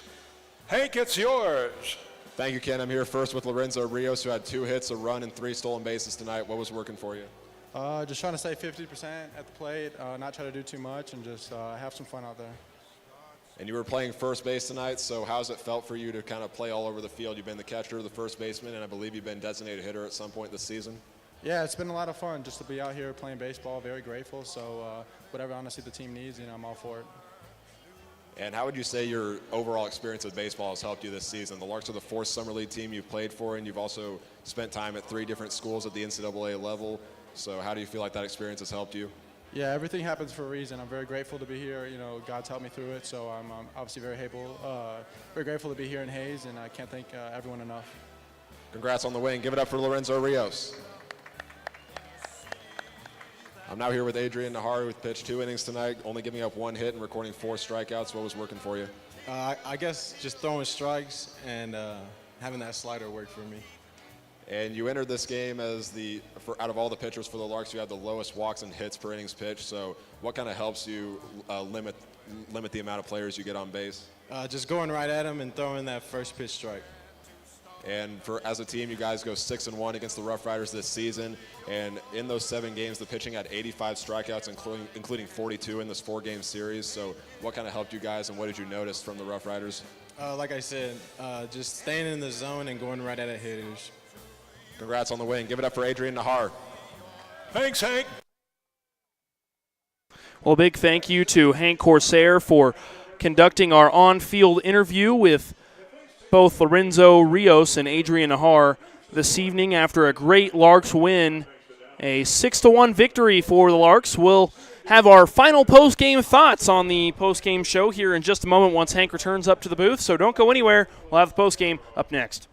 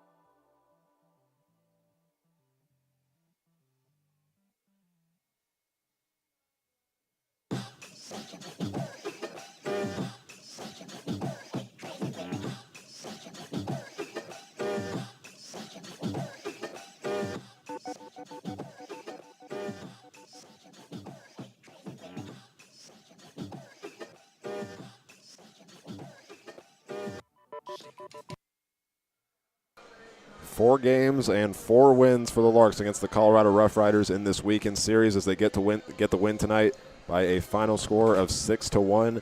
Again, taking the early lead and just allowing the pitching to do their job, and paid off with another win. Well, and getting to interview their Adrian Nahar for that post-game interview was kind of good perspective to kind of see what the mindset is for that pitching staff. They do such a great job. They've done a great job this entire series. They've really pitched very well. I think that's been what I've been most impressed with in this series has been the pitching. The pitching, especially the last 2 games, has been lights out from the Larks. And, yeah, the entire season against the Roughriders, the pitching was very impressive. The Larks go 6-1 on the season series against the Roughriders, record 85 strikeouts in 7 games, and had 42 in the 4 games this weekend. They've had 12 in games 1 and 3 and 9 in games 2 and 4.